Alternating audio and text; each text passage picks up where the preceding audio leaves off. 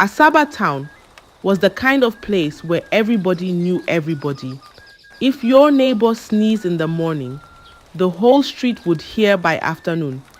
In that kind of town, beauty didn't hide. And Amanda's beauty, it walked ahead of her.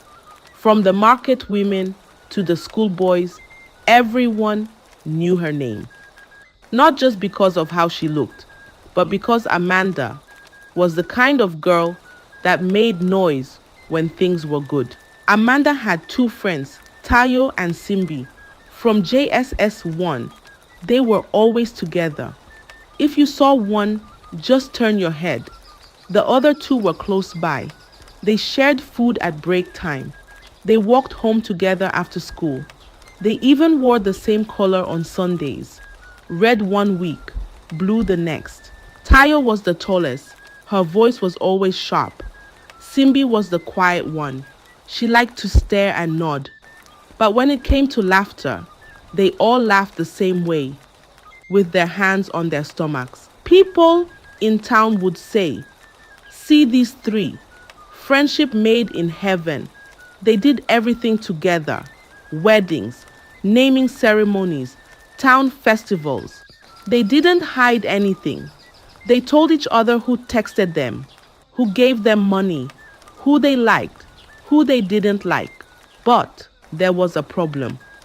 Despite being the oldest and most beautiful of all her friends, Amanda had never been able to keep a man for long. Her longest relationship only lasted 3 months.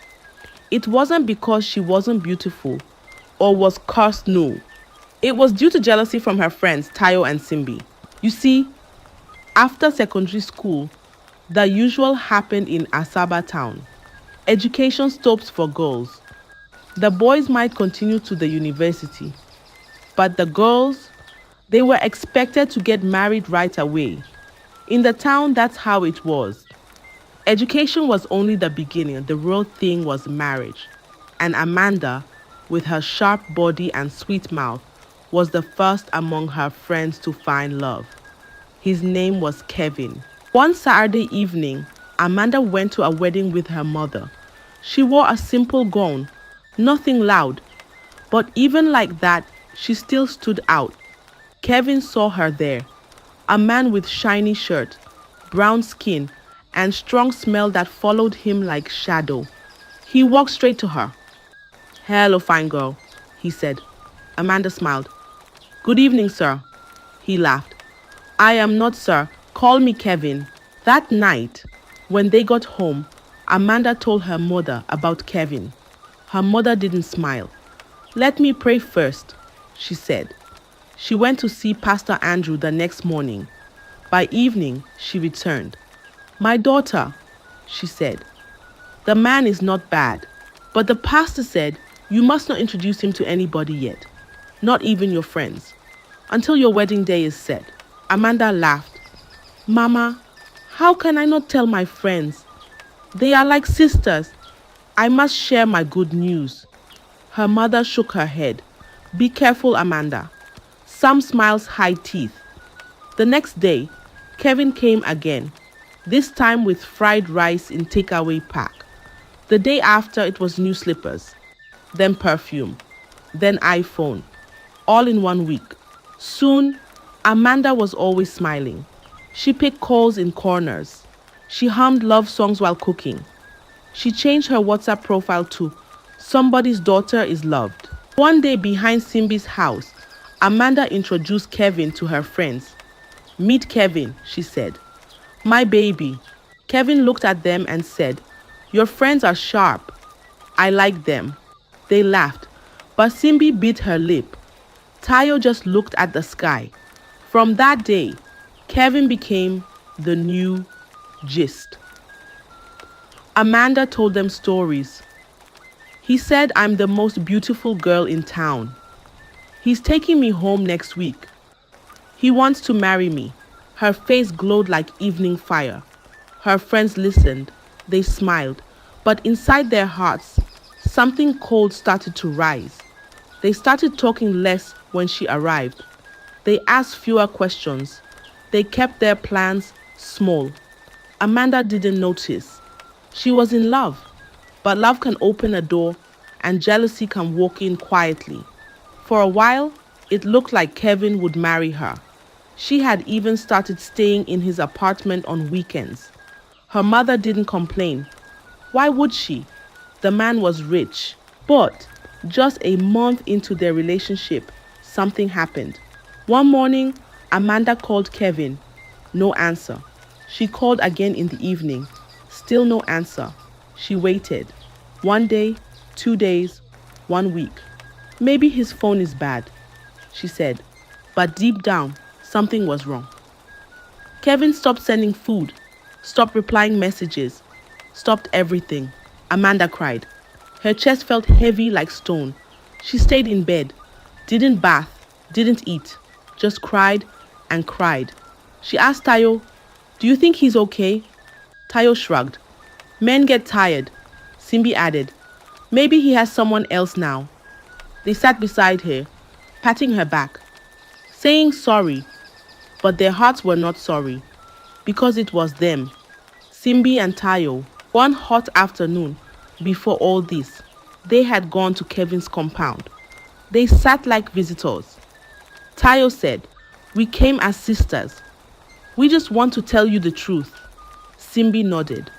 "Amanda is not who you think." Kevin looked at them. "What do you mean?" They took turns lying. They said she was sleeping around, that she was with other men even while seeing him, that she had a bad name in town. She sees other men. She collects money from them. "She's only using you," Simbi whispered. Kevin didn't shout. He just nodded slowly. He thanked them for coming, and that was the last day he ever called Amanda. Amanda didn't know. She knelt in church crying. God, bring him back. She deleted his photos, blocked his number, but still waited. Her friends stayed close, held her, hugged her. But when she turned away, they looked at each other and smiled. The lie had worked. Her heart was broken. Months later, Amanda finally moved on. Then she met another man, Richard. He wore a white shirt and black trousers. His shoes made no sound. His eyes were kind. His smile quiet. He said, "Hello." She answered, "Good evening." They didn't talk much that day, but the next day, he found her on Facebook. He sent a message. "You looked peaceful yesterday." She replied with a small smile. That's how it started. Richard was not like Kevin. He didn't show money. He showed time. He listened. He asked about her dreams. He sent her books, poems, little quotes that made her heart feel warm. One Saturday, he took her to a restaurant in the town. He ordered for her, paid before she could argue. He gave her a wristwatch. "This one is original," he said. She laughed. "Thank you." That night, she hugged her pillow like baby. But this time, she didn't tell Tayo and Simbi. No meet my baby.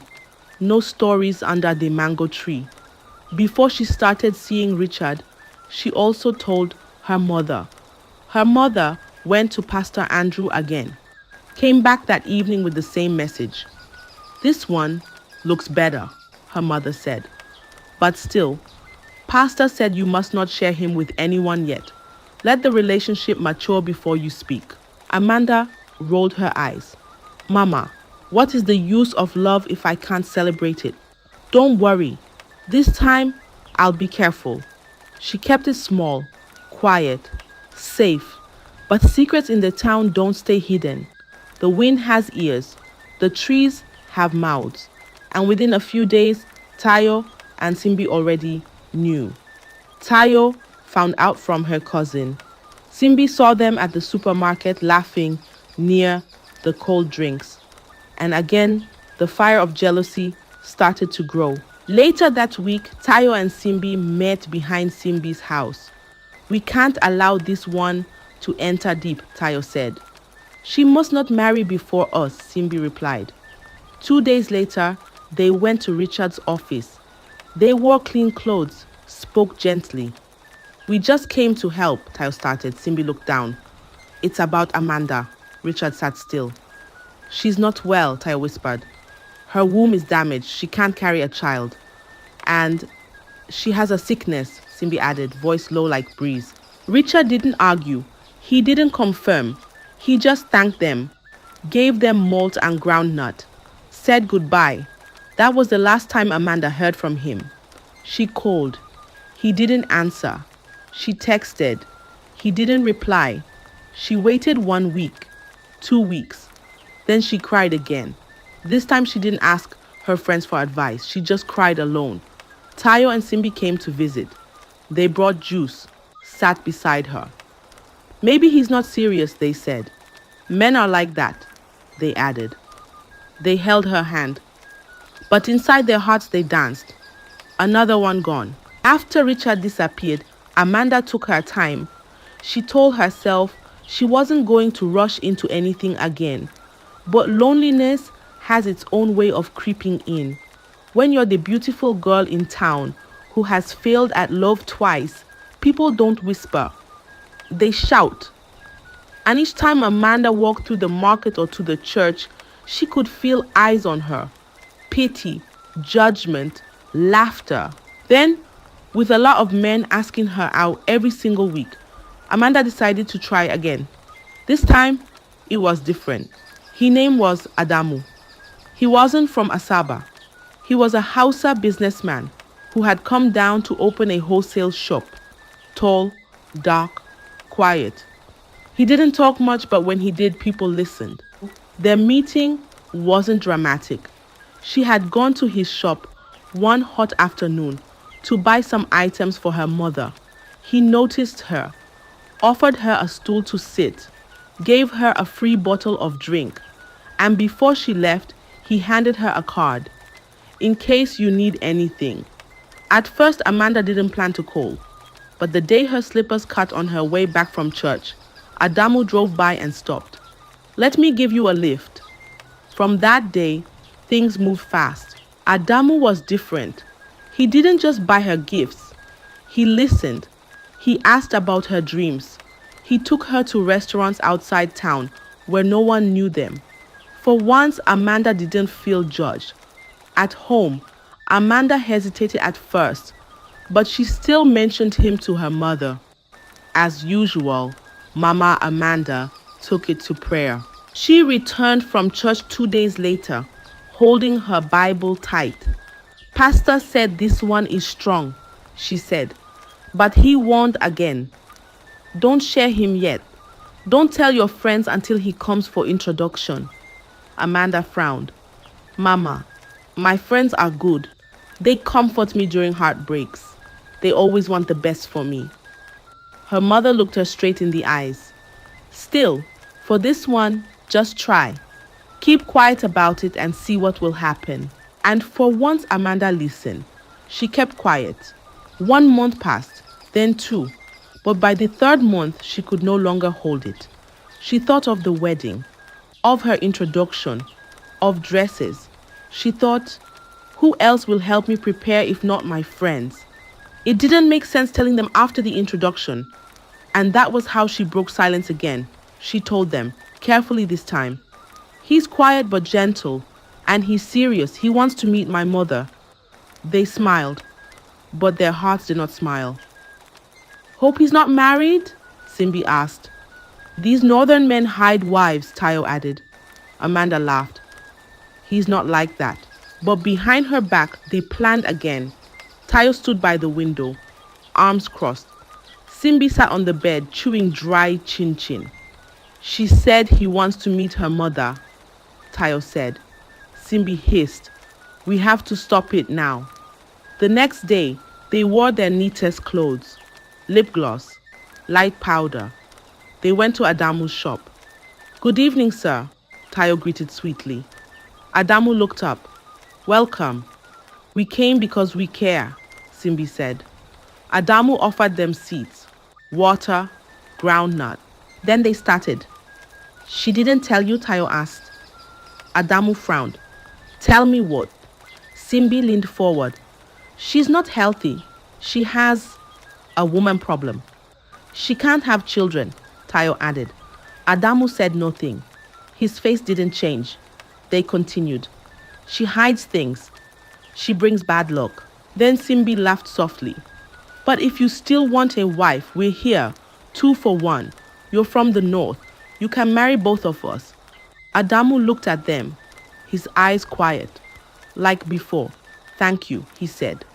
Safe journey back. They stood, they left. 1 week passed. Amanda went to the shop. It was locked. She called. No reply. She waited. Morning to evening. Then someone told her, Adamu has moved. His shop is now in another town. Amanda didn't cry that day. She just sat in her room, quiet, cold. Her mother asked, what happened again? She didn't answer. Later that night, her phone buzzed. Tayo sent a message. Don't worry, a better one will come. Amanda dropped the phone. Her heart was tired. 3 men. 3 times. But Tayo and Simbi were not tired yet. The town started talking again. She's been dumped again. A woman whispered at the market. Which one is this now? Another asked. Maybe it's a curse, a man muttered. Amanda heard it all. At the market, people stared. At church, voices dropped when she passed. They said she's beautiful but not wise, they said.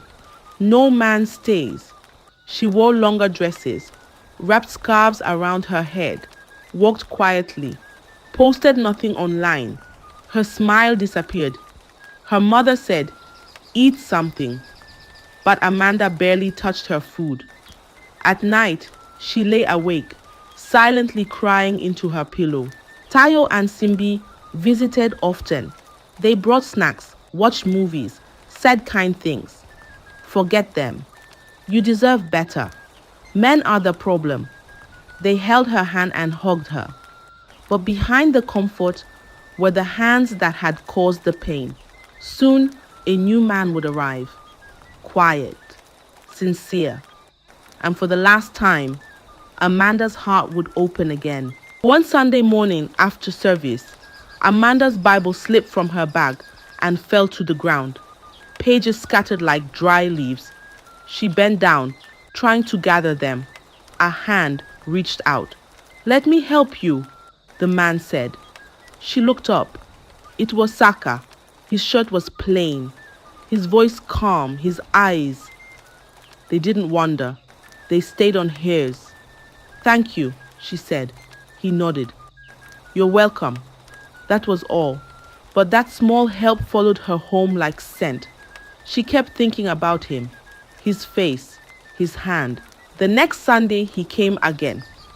Do you like palm wine? He asked, smiling small. She laughed. Why? Because I brought some from my trip. He was a trader. He sold building materials, came to the town once in a while. But now, he started coming more. He didn't talk too much. But when he spoke, his words stayed in the air. And this time, something changed in Amanda. She didn't say anything to her mother at first, but Mama noticed the glow. Who is he? She asked. Amanda smiled small. This one, I'm keeping quiet. She still prayed. Her mother still saw Pastor Andrew, and the answer remained the same. Keep it private. And this time, for once in her life, Amanda obeyed completely. She told no one, not Tayo, not Simbi. She kept him like gold in a drawer. Even when he brought drinks and kola nut for her family, even when a date was picked, she told no one. And maybe that was the only reason he stayed. Because for the first time, her love was protected. In less than 2 months, he came with his people. They brought drinks, kola nut, goat meat. Amanda's mother smiled. This one looks like husband. Saka's uncle said, we are here to ask for your daughter's hand. Everyone agreed. They picked a wedding date. Amanda didn't shout. She didn't post online. She just hugged her mother and cried. But not tears of pain, tears of peace. Just 2 days before the wedding, She told Tayo and Simbi quietly. I'm getting married. Saka's people have come. Date is set. Tayo smiled small. Simbi clapped once, but that was all. No congratulations, no, we're so happy for you. Just questions. So soon? You sure he's not rushing you? Do you really know him? Amanda just nodded. Her heart knew something was off, but she pushed it away. Tayo and Simbi didn't talk much after the introduction. They didn't tease Amanda. They didn't ask for dress styles. They just smiled and nodded whenever she spoke. But behind their quiet faces, a storm was dancing. This time they were tired of lies. Kevin, gone. Richard, gone. Adamu, gone. And yet, Amanda still stood, still smiling, still wearing white lace and walking like a queen. This one must not marry, Simbi whispered. She has shamed us enough, Tayo replied. So one evening, before the cock crowed, they wore black wrappers, tied their heads with old scarves, and entered the bush behind the cassava farm.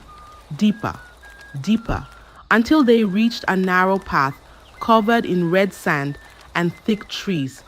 At the end stood a small hut, quiet, dark, cold. An old woman sat on a stool, her back bent like a broken broom. Her skin looked like dried pepper. Her eyes didn't blink. Wise woman, Tayo said. We need your help, Simbi added.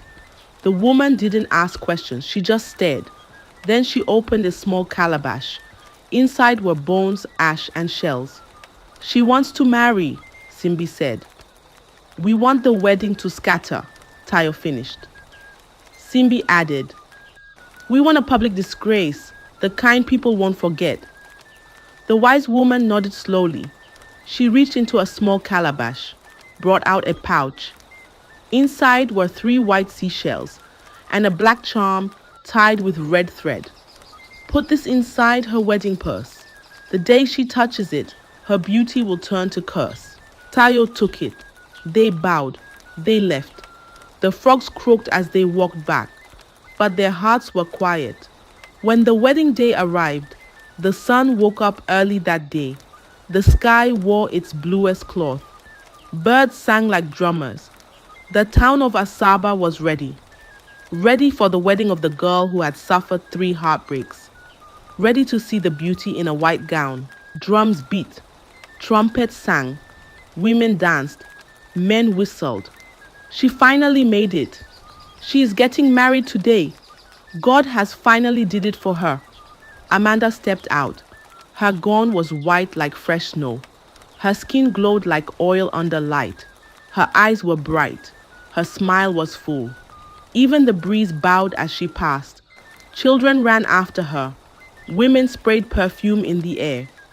She looks like a queen, someone whispered. Saka stood in front, his hands behind him, his face full of joy.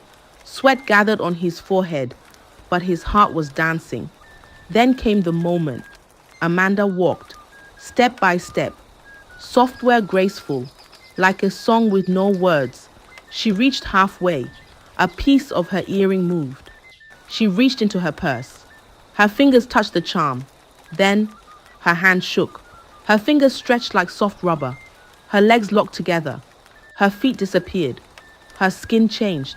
Scales, shiny, silver, cold. Her mouth, gone. She gasped, but no voice came. People screamed, "Fish! Fish! She's a witch! She's a marine spirit! Oh, Heavenly Father!" Phones flew up. Some ran, some fainted. Amanda stood, her white gown now clinging to her fish body. Her eyes were wide. Tears poured, but her mouth stayed shut. Saka looked at her, his legs weak. Women shouted. Men dragged their children back. And in the corner, near the mango tree, Tayo and Simbi stood. They didn't scream. They didn't run. They just smiled, quietly, like thieves watching their fire burn a palace. People gathered in groups. Whispers flew like bats. The market closed early. Even the dogs stopped barking. A bride turned to fish. In front of the altar, she must be a witch. Maybe her mother is one too. The elders sat in the palace square. Long chairs, long faces, heavy sighs. This is shame, one said. This has never happened in Asaba, another added. It is a curse, they all agreed. But Amanda's mother, Mama Amanda, did not sit. She did not cry. She carried her wrapper, tied it tight, and walked into the forest. The trees were tall. The path was rough, but she didn't stop. Flies buzzed, thorns scratched her legs, sweat soaked her back. Still she walked. She reached a small stream. A hut sat near it. Smoke came from behind. A woman was sitting on a flat stone, eyes closed, body still. She opened her eyes without being called. I've been waiting, she said. Mama Amanda knelt. My daughter is under attack, she said. She turned into a fish on her wedding day. The priestess didn't blink. She is not evil, Mama added. Her heart is good, but something has touched her. The priestess nodded. She went inside, came out with a tiny calabash. She opened it. White powder sat inside, soft like ash. Go to the river, the priestess said, before dawn. Call her name 3 times. Pour this powder. If her heart is still human, she will return. Mama took the calabash, bowed, and left. Her legs were weak, her eyes swollen, but her hope still burning because she believed that the river can take, but the river can also give back. The sky was still dark. The stars were hiding. The wind was cold like morning tears. Amanda's mother held the calabash tight. Her feet touched the wet sand by the river. Frogs croaked far away. The water was quiet, too quiet. She stepped forward. Her wrapper soaked at the bottom. Her lips were shaking, but her voice rose like a prayer. Amanda, she called. Amanda, she called again. Amanda, she said the 3rd time, her voice breaking like dry wood. Then she poured the powder. It floated. It danced on the water like feathers. At first, nothing. Silence. Then the river moved softly, slowly, then stronger. The middle of the water turned round, like something was waking up. A light shimmered, golden, bright. Something came out. First a hand, then a head, then the whole body. It was her, Amanda. Her skin was wet, her gown torn, her hair stuck to her face, her knees weak, her mouth trembling. But she was human. She looked at her mother. Mama, she whispered. Her mother ran to her, held her tight like she was hugging the sky.